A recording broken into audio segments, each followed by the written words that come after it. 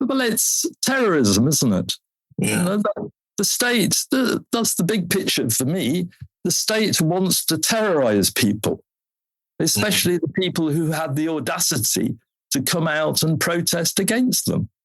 And they want to stop that by terrorizing people. So, that's why you do it in the middle of the night. That's why their favorite time for picking people up is 2:00 in the morning.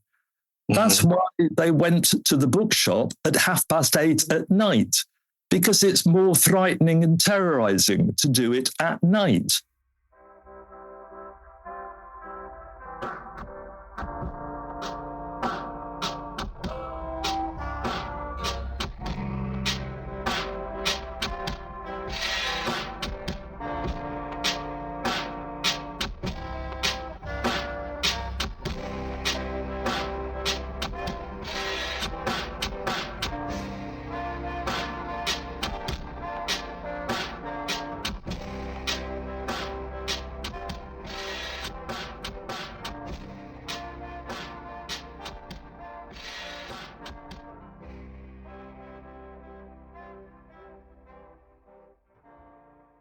So for today's recording, we thought we would delve into a kind of thorny issue, a very current issue that has come to the fore of public discussion, especially in the wake of the End Bad Governance protest that took place, at the start of August. And the issue at hand is the invasion of the NLC headquarters in Abuja, and specifically the invasion of Iva Valley bookshop, which is a socialist, left-oriented and popular bookshop housed within the labor union headquarters in Nigeria, in Abuja, Nigeria. It's been a really strange and somewhat complex case, very much an ongoing situation. And we want to talk today, in fact, we are going to talk today to one of the central protagonists in the case. We are glad to be joined by comrade Drew Povey, who is the manager, the owner of the bookshop, and who has graciously made some time to talk to us today in the midst of a quite intense wave of state hounding of protesters, of labor union activists, but actually of himself and his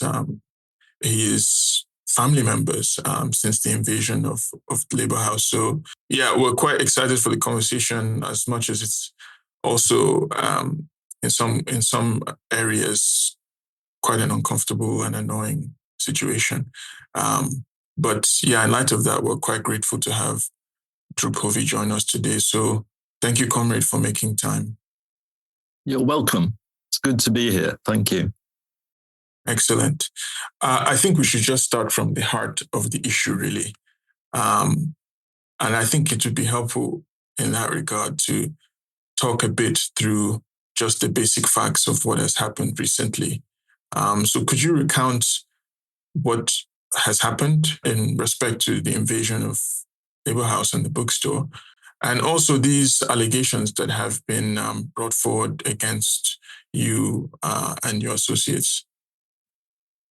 Okay. I think really the big picture, and the simple way of looking at it, is that the government, Tinubu, the president, and then through his national security advisor, were very scared and rattled by the size of the protests. And the national security order, I think, was given clear instructions to go and get the leaders, the financiers. And that's what they're trying to do.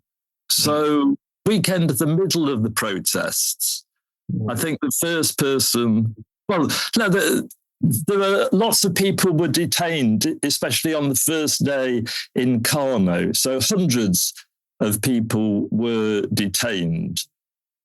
And I think, it's important for me to remember that there are hundreds and possibly thousands of people who have been detained. Yeah. So I'm a very small part of that and was extremely lucky to, as planned, to leave the country as the detentions were swinging into place. So the first person, the sort of like leader, the first comrade to be arrested, I think was arrested at 2:00 in the morning on Sunday, the 4th of August. And that, all due respect, he's a good comrade. He's a full-time official of NUI, the electrician union. But, he was not the leader of the protests. The leader of the protests are extremely difficult to find because they were local people. So in Abuja, we tried hard to build support for the protests. We had a WhatsApp group with 450 people on it, but that mobilized very few people, in fact, on the Thursday morning. More people were mobilized, perhaps a couple of hundred in the first instance, by the Take It Back movement, Saware's movement. Yeah. But most of it was people were hungry and people just joined the protests.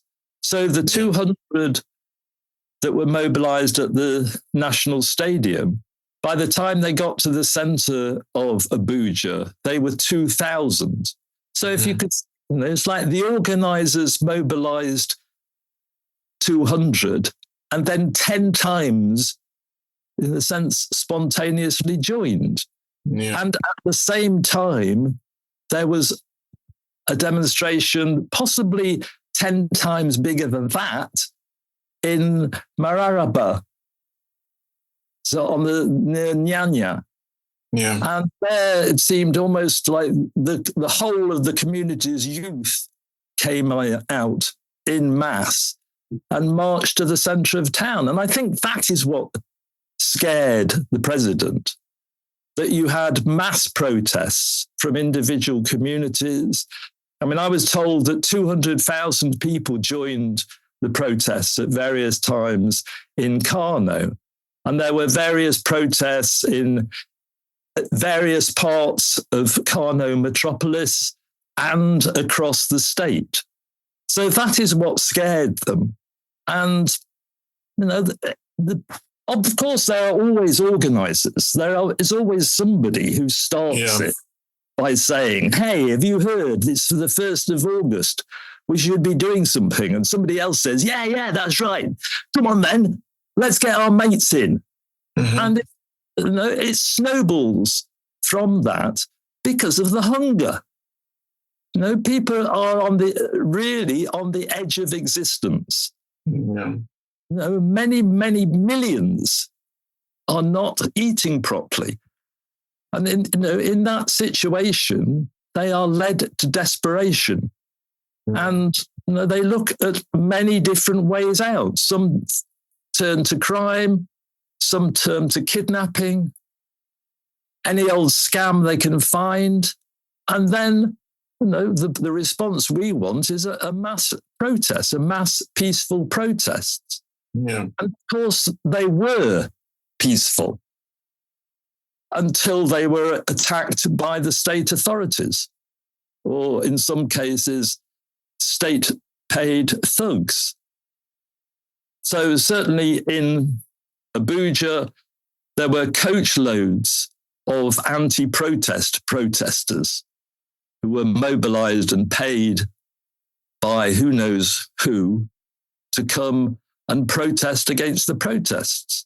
Yeah. And some of them thought that it was transport to the protest. Some of them joined the protests once they got there. Of course they did, because they are hungry. So the government and the protests were extremely successful, especially across the north, especially in Kano, but also from Sokoto to Maiduguri. There were mass protests and then mass repression. So hundreds, possibly thousands of people were detained. I mean, these are mainly young boys. Some of them are children. I mean, I think after 3 weeks, they released 40 juveniles. So they had detained those 40 juveniles, those children, for weeks in Kano. One of the people who was arrested for flying a flag, which of course is not illegal. Yeah.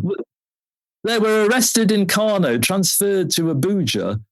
They were 14 years old. This is a child that is being accused of international terrorism, insurrection, and everything else you can throw at them. And they've been kept in a hall at the intelligence response team, the police department. They've been kept together in a hall there in appalling conditions. I heard they only get one meal a day. And then, of course, there's the people I know more about. So on Monday evening last week, Yomi, who is the admin officer, he really runs the bookshop, and he was arrested. He was taken from his home. Yeah. My car was taken with him. His wife, they have a young child of 3 years old. She appealed to be left with her mobile phone so that she could get money to pay her child, and that was refused. Wow. So they took Yomi away on Monday evening. He then suffered beatings for 3 days while they tortured him to try and get him to, I'm assuming, make allegations against me. Right. So we've got appalling disregard for the law. Yeah. I mean, certainly in Yomi's case, I mean, the Constitution says that the police can hold people for 48 hours or 2 days. And as with many other people, Yomi is now being illegally detained. And as I said, he was beaten up and tortured for 3 days and is being held in chains now. Yeah. He's got chains around his legs, apparently, according to his wife who saw him yesterday. Well, you say Monday. That would be Monday, the 9th of August, I presume, right? The last Monday. Oh, okay. This most recent. Okay. Yes. Okay. Right, 23rd. So this was then a few weeks after the invasion of Labour House. Yes. I see. Okay.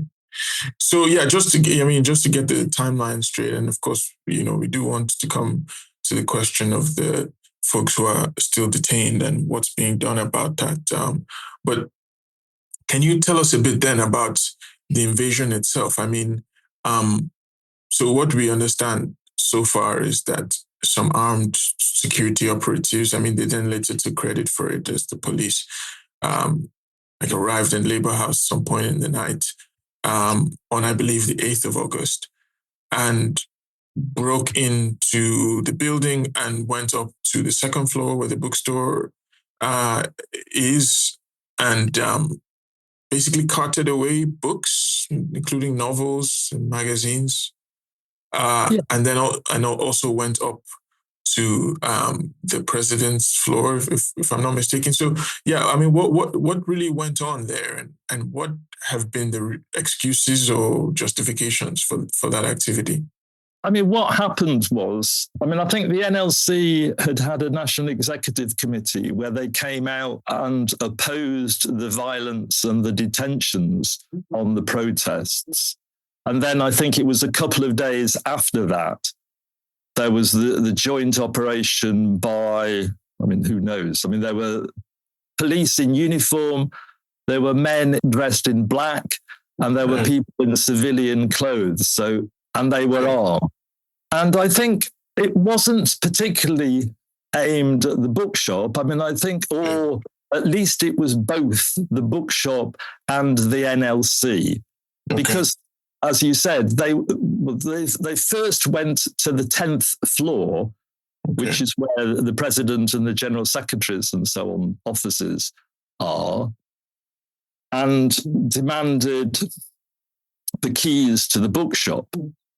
And then, they didn't have them. So they then went to the second floor, burst open the door, and removed absolutely everything. So every single book, pamphlet, magazine, the posters from the wall were removed. Okay. Wow. Why? That's ridiculous. Yes. Well, it's terrorism, isn't it? Yeah. The state, that's the big picture for me.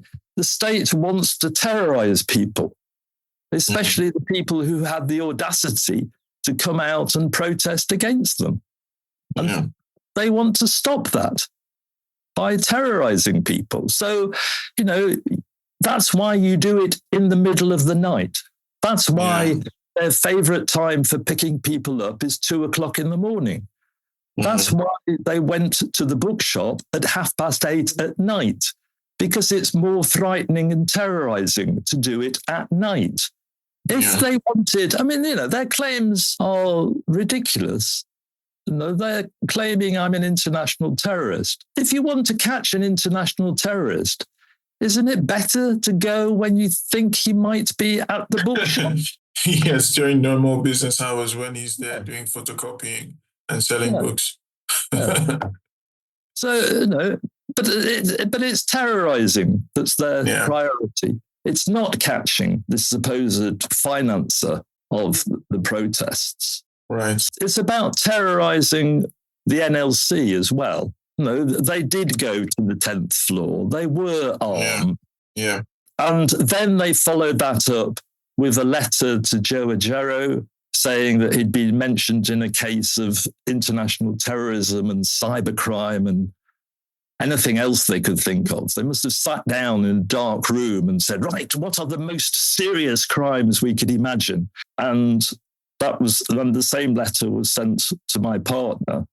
It's quite terrorizing. And then my family were traced. My daughter and stepson, son-in-law, is working near Ughelli, and they traced them there and were effectively harassing them.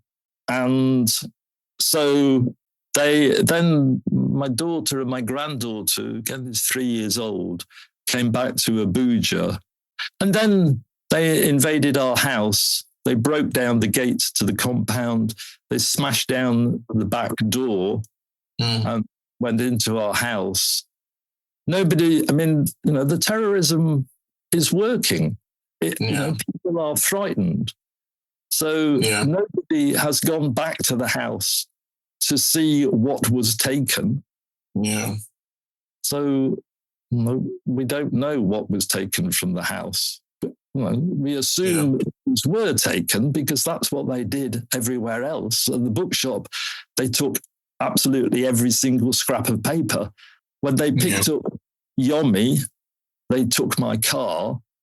And if the police didn't take it, they then left the house open for anybody to take what they wanted from the house. Yeah. So Helen and her daughter and granddaughter were staying in a hotel, and then the police arrived, and they literally ran. They went through the kitchen and out the back and managed to evade capture by the police. And then Helen gave herself up on Thursday. She was incredibly brave. And she saw Yomi. She managed to make the excuse that she needed to go to the toilet. She managed to see Yomi several times and gave him a hug. So you've got a woman whose family is being terrorized, who's literally been on the run for a couple of days. And yet she has the humanity to provide what support she can to Yomi. And the detainees are being represented by Femi Falana's chambers, so that's good. But the police are playing around with them, and they appear to be getting away with it. What do you mean? Well, they were illegally detained. The police secretly went to court, and the judge gave them a court order to detain 124 people for 60 days. Mm. The problem is they haven't committed, I would say, they haven't committed any crime. Yeah. Protesting is not a crime. Organizing a protest is not a crime. Flying a flag, carrying a Russian flag is not a crime. So the police, in a sense, they have a difficulty because they have, now 125 people in detention and they are struggling to find a crime. Yeah, after the fact. Yeah. There's also mention of of a school that was apparently invaded. I mean, what's the story there? And are you connected to the school in some way? Yes, I mean that's Helen's school. I mean, it wasn't invaded. Okay. The police served the letter on the school. I see. And then Helen answered to that letter. Yeah, but it's clear that they're operating entirely above the law, with the law really being treated here as entirely a sideshow. Because, I mean, what you've recounted here, the fact that they've taken credit for these attacks is the only way that we know that this is police behavior from a normative standpoint, because really this seems more criminal more than anything. So the latest then was that the labor leaders you mentioned and some lawyers and a team from Labour House did honor the invitation from the police, and it sounds like Helen did too. Is there any information that came out of that in respect to what the police are after? And I mean, what do you think of as much as information as you've been able to gather anyway about what happened at the police office headquarters?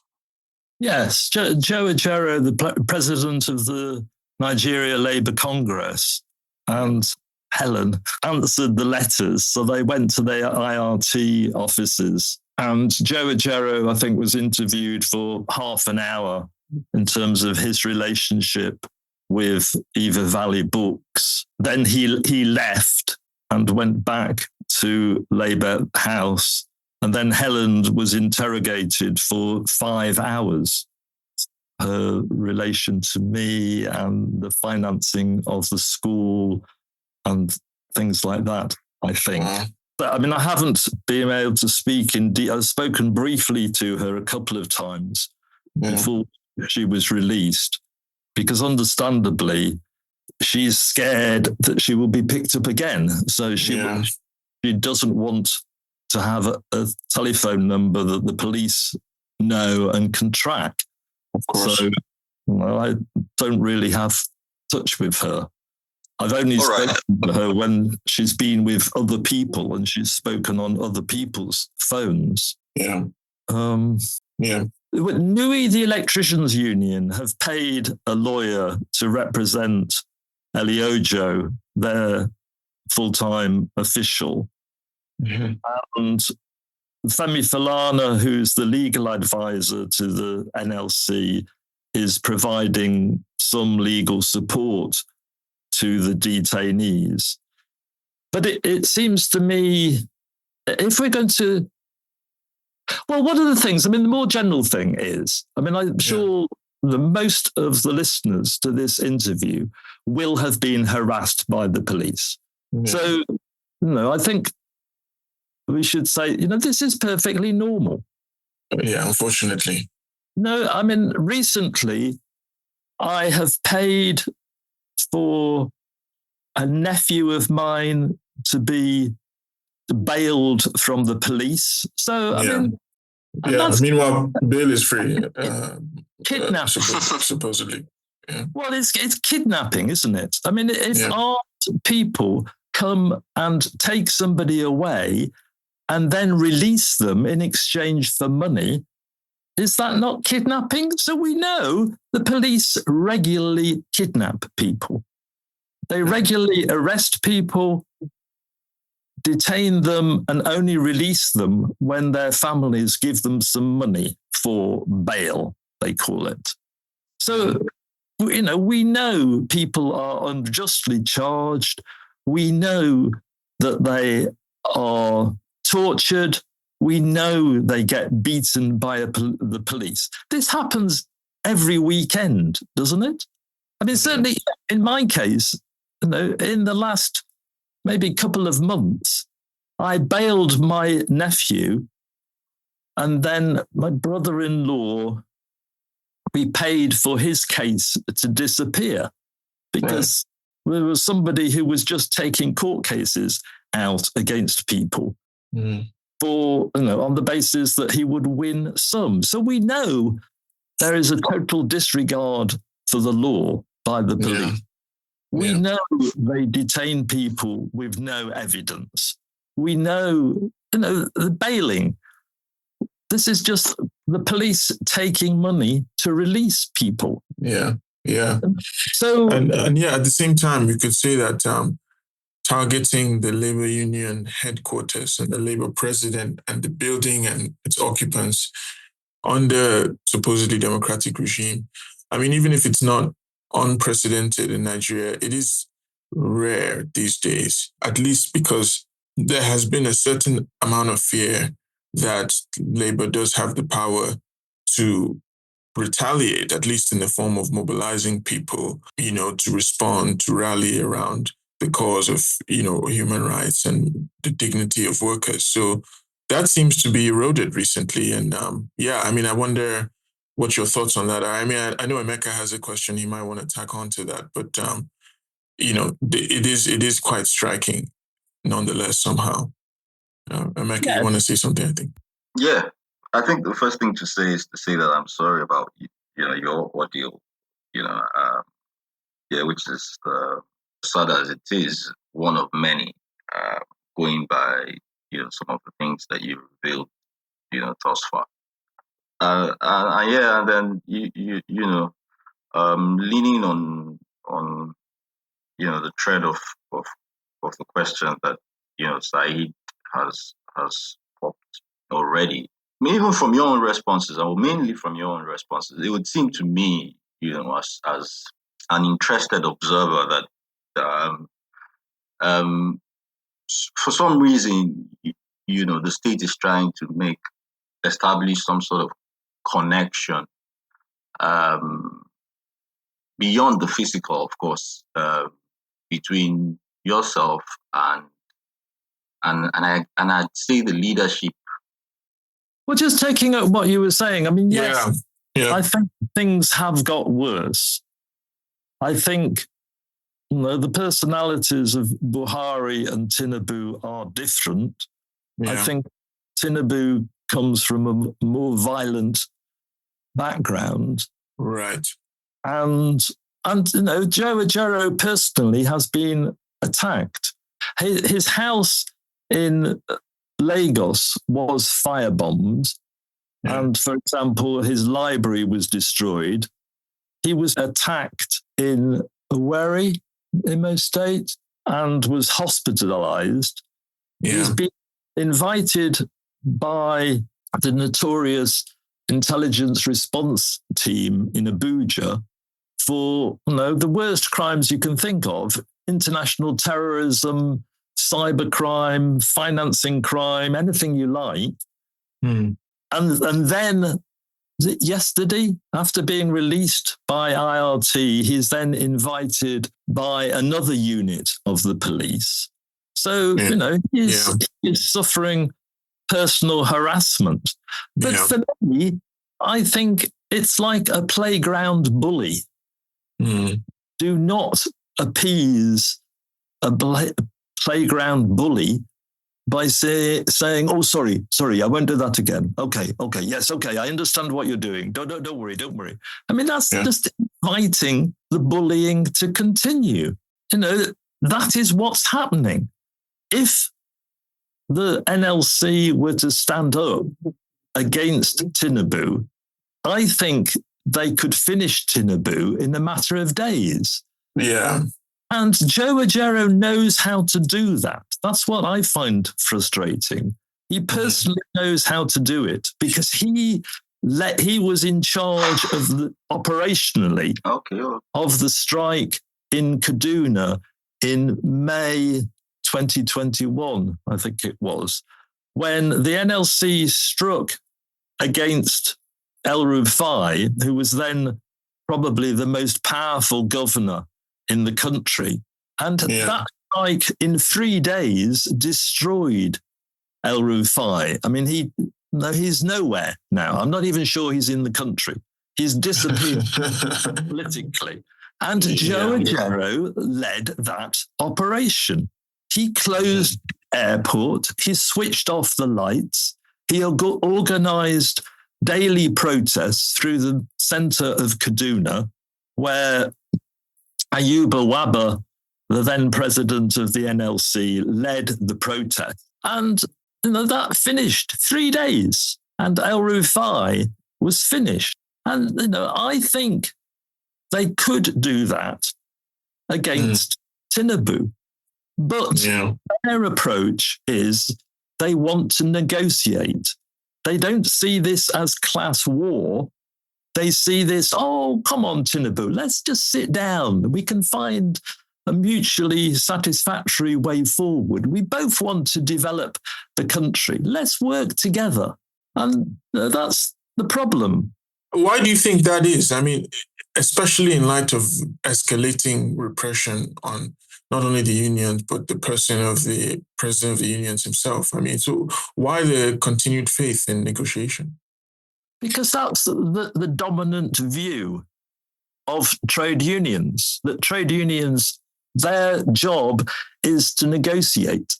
And that's what all the trainers say.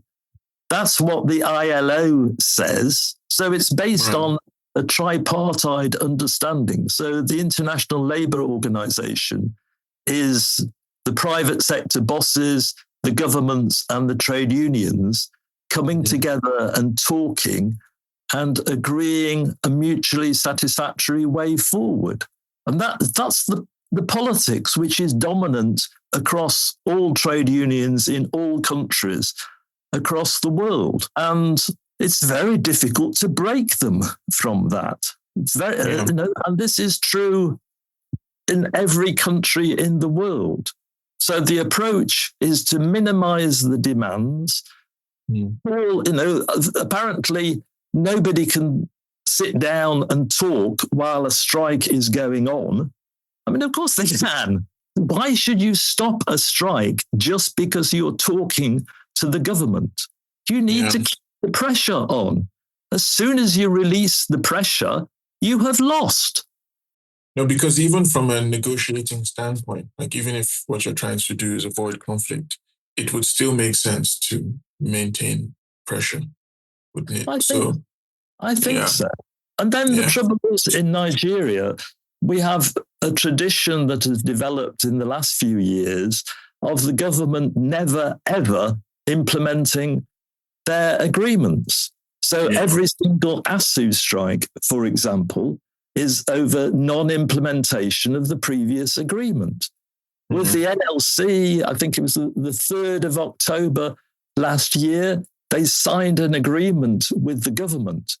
Now, the first clause in that agreement was to pay, was it 30,000 or 35,000 a month to all federal workers until the new minimum wage was implemented. And they have not done that. For example, the police have not received that 35,000 a month this year. So, that's crazy. That's continuing the tradition. That's a very specific case of the government not implementing a written, signed agreement. Yeah. And so, again,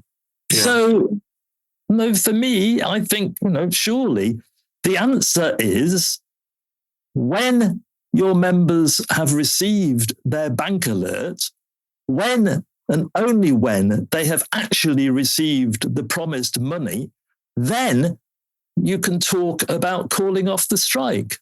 Yeah. Because otherwise you win nothing.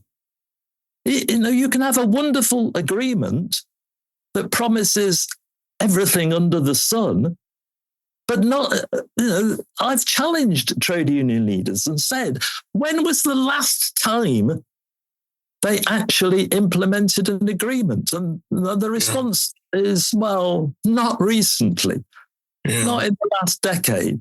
So you would think if this approach is not working, you have to change the approach, don't you? Yeah.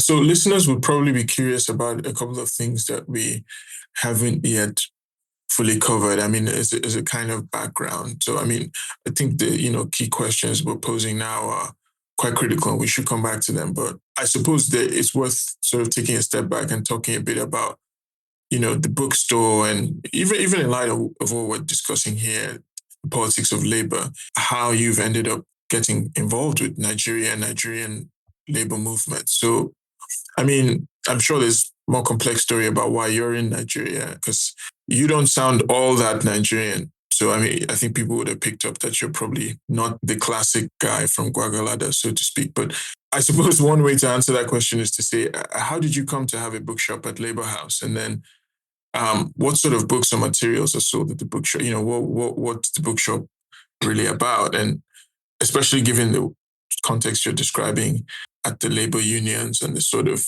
approach they have, why were they interested really in a bookshop of the sort that you've set up at Labour House? Also, our listeners would be, interested in knowing how you seem so knowledgeable about, labor and labor union matters. Far more than the average Nigerian. In fact, even far more than even myself was interested in some of these issues. Yeah, so that would be something that people would be curious about. Okay, I mean, I've been working in Nigeria on and off since 2000.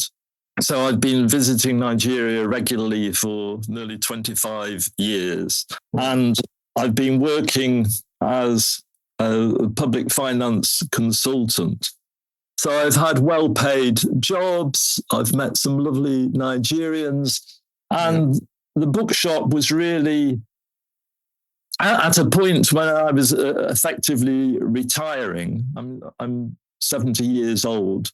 So I've largely stopped working because I've had well-paid jobs. I've got plenty of money to live on. So it was, it was a way of paying back the friendships and the solidarity that I've benefited from the last 25 years.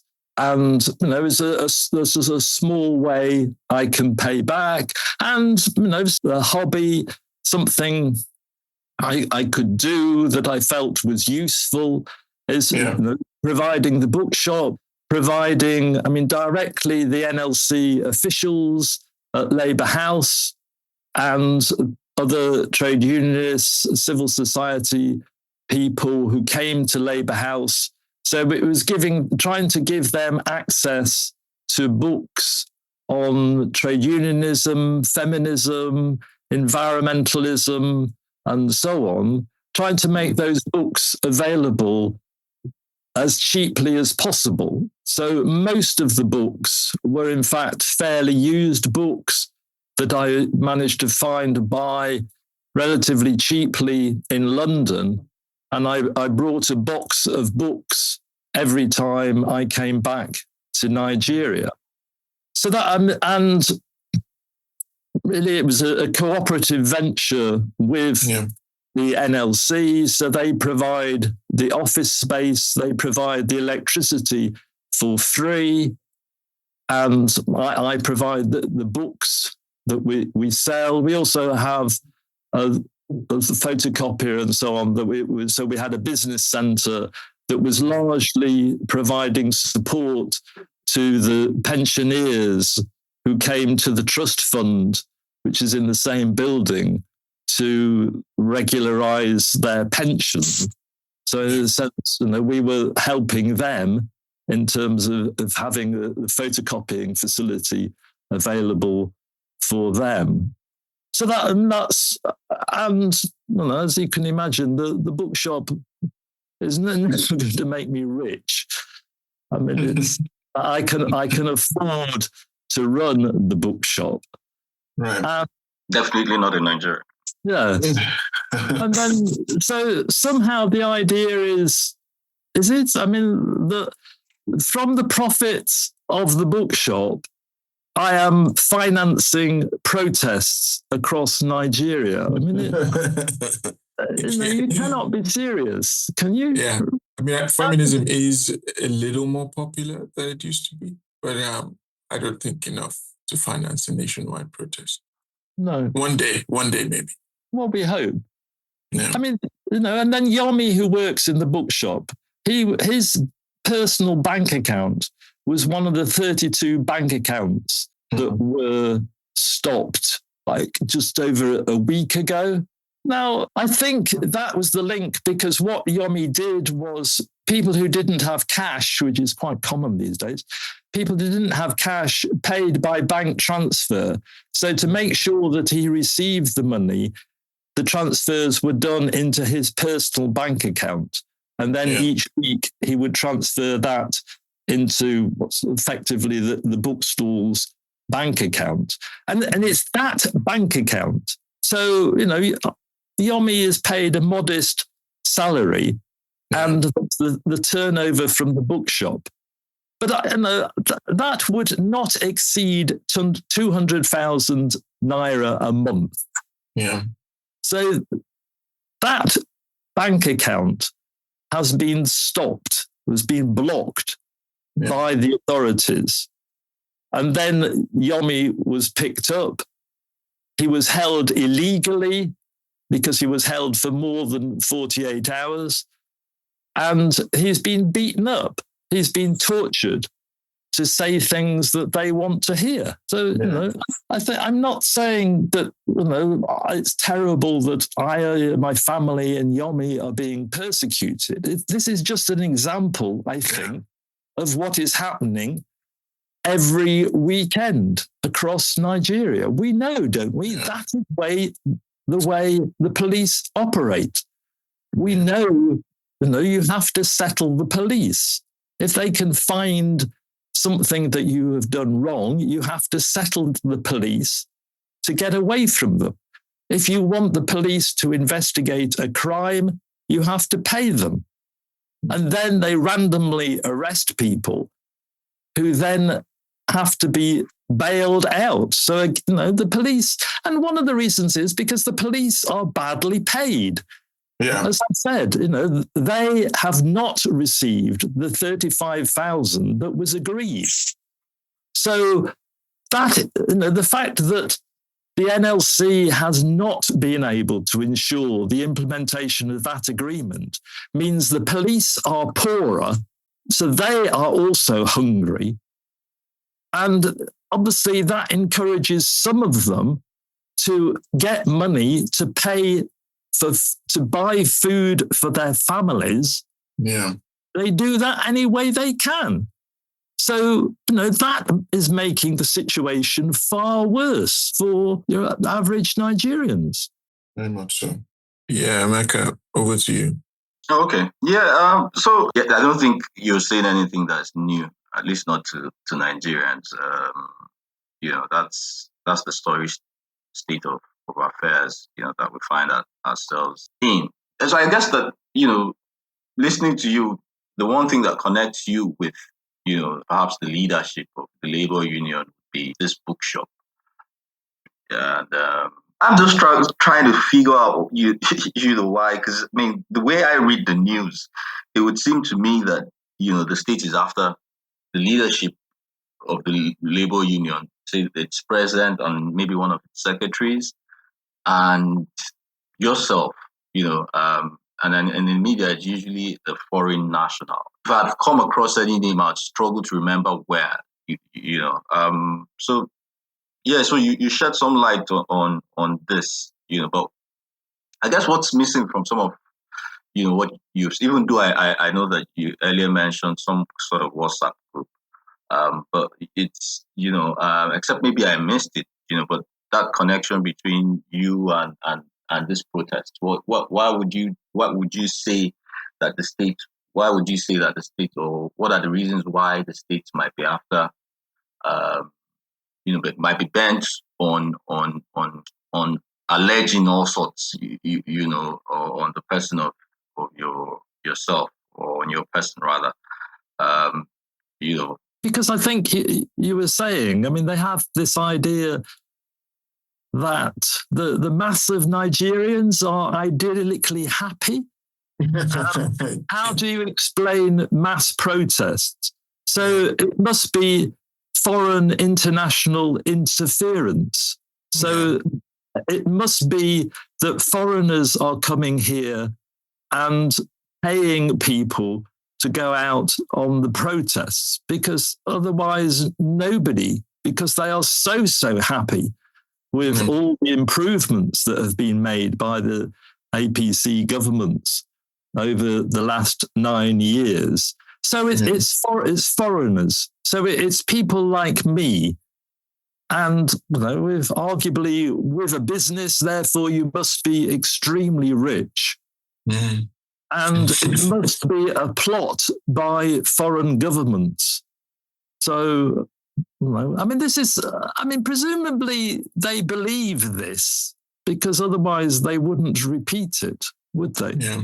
I mean, I'm not poor, and I've benefited hugely from Tinubu devaluing the naira. So when I bring pounds to Nigeria, I now get 2 or 3 times as many naira than I used to. So I have benefited hugely. But I'm a very modest person, and like I said, I mean, they put a block on Yomi's bank account, so presumably they can see how much money is going through that bank account. Yeah. So it's just ridiculous. But it is this widespread idea that it's foreign interference in Nigeria that is the problem. So it's not just me as a foreigner. I mean, how foreign is foreign? I mean, like I say, I've been coming to Nigeria for 25 years. Yeah. I've been working in Africa for 50 years. So by that measure, I'm more African than most Africans, because I've been there longer than most Africans. But it's also so. I think that it was something like half a dozen Polish students were arrested with their lecturer in Kano and held for a week or so. Again, foreigners. So they, what are they doing here? Yeah. They must be interfering, and they are responsible. So that's paranoia. Yes, and then the paranoia, the Russian flags. That was really serious. So they've arrested 76 people who are being held in a hall in the intelligence response team's offices now in Abuja. That's absurd. They cannot find a crime because, of course, flying a Russian or any other flag is not illegal. I mean, if it was, the police could stop every other car in Abuja. Because many cars, and some have Nigerian flags, or American, or Israeli, or British. Or Israeli, or Russian. Uh-huh.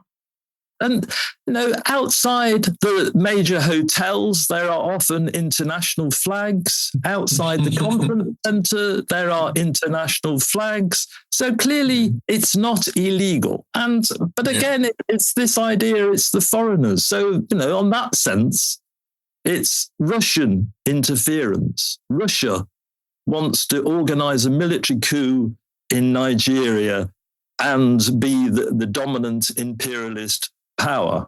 But I also think that, there's the ideological aspect to it, which is why, it was necessary to make that connection between your bookshop and the Labour House.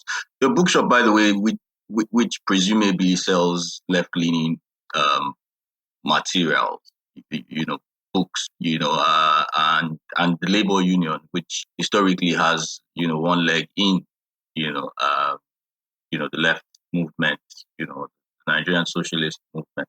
So I think that, without coming out frontally to say that, there's that part of the state that is perhaps scared of the ideal, this new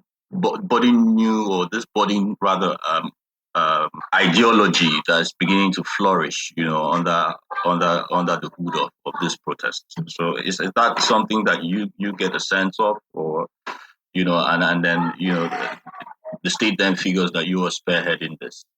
Is that a sense that you get?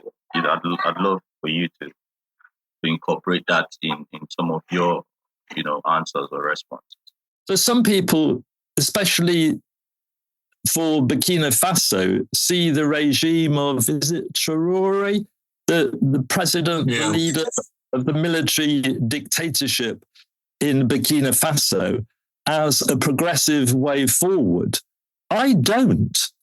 Right. I really don't see any benefits for the mass of the people in those three countries. There are a lot of people who, on the left, who are nationalists, I would say, rather than socialists. So for them, the priority is to reduce any influence by the Western imperialist countries, which was predominantly, perhaps, France in terms of Niger, Burkina Faso, and Mali. So many people, I would say nationalists, see that as a progressive, a step in the right direction. I don't think it is. I really don't think that the mass of people in those countries have benefited from now having a military dictatorship. And I think the problem in those countries is the same as in Nigeria and most places in the world.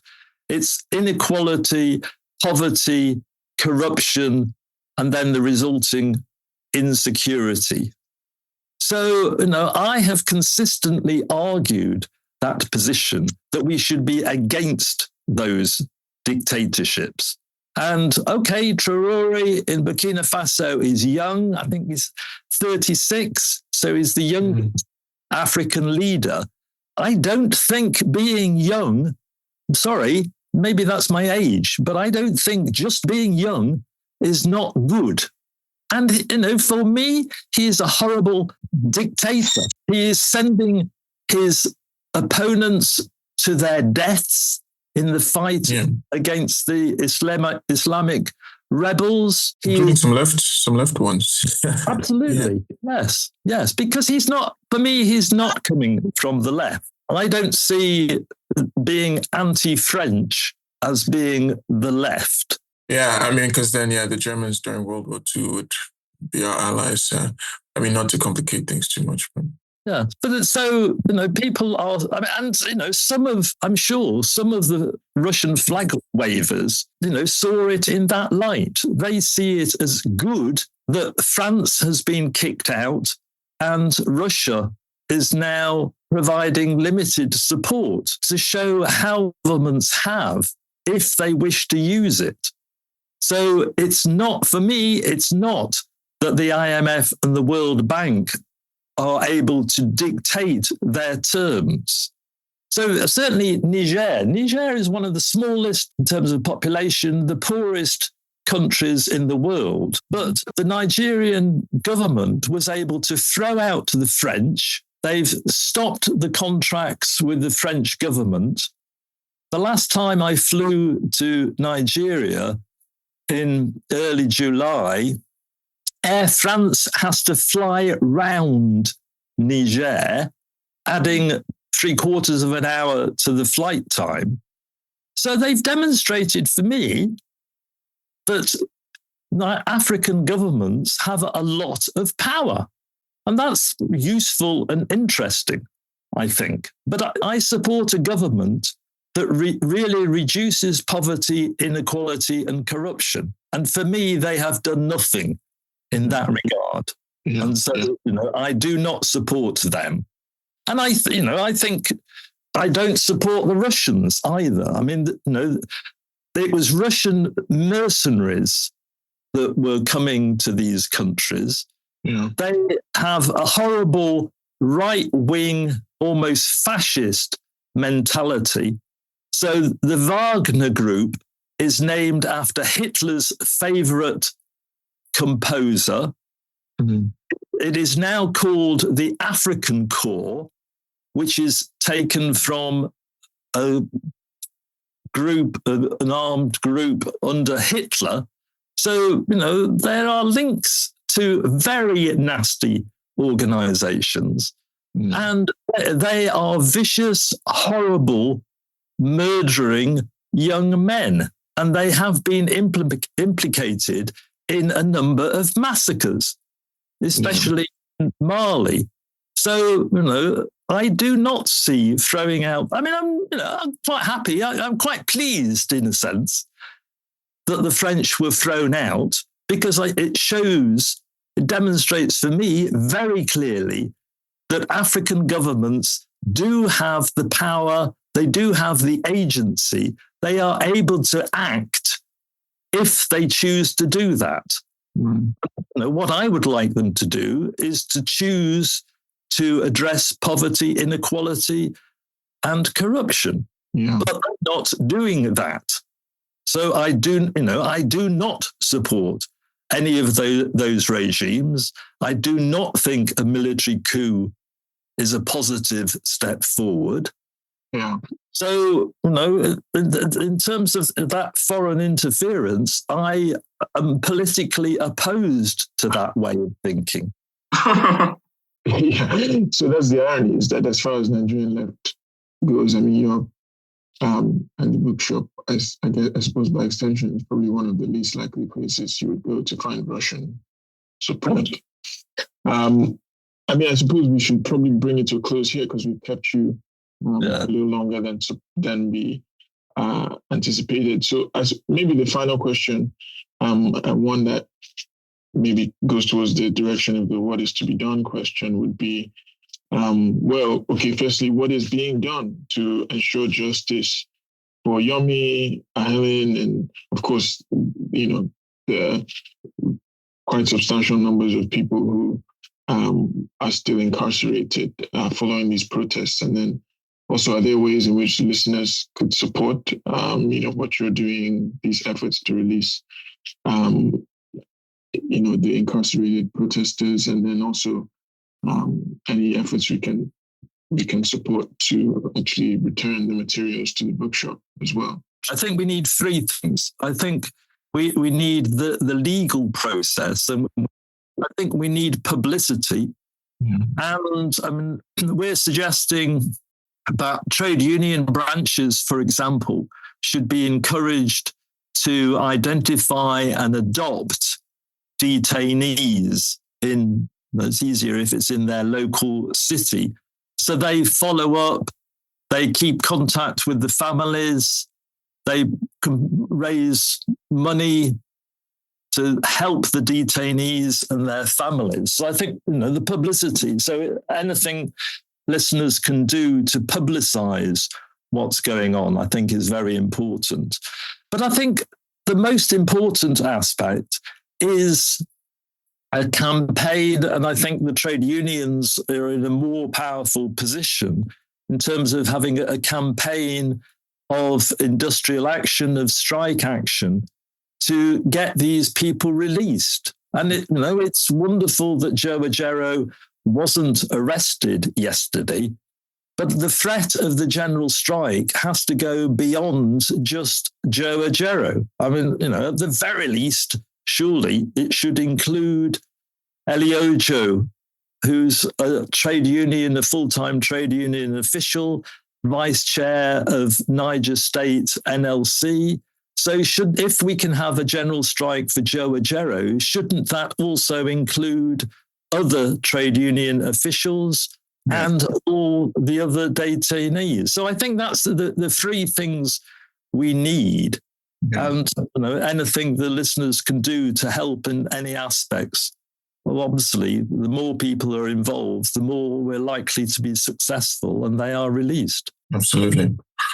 Well, listen, comrade, thank you very much once again for making time to speak to us and sharing your insights and, experiences. And of course, some of which have been quite difficult, especially in the recent past. But, we wanted to express our solidarity with you and the bookshop and, of course, all those incarcerated as well.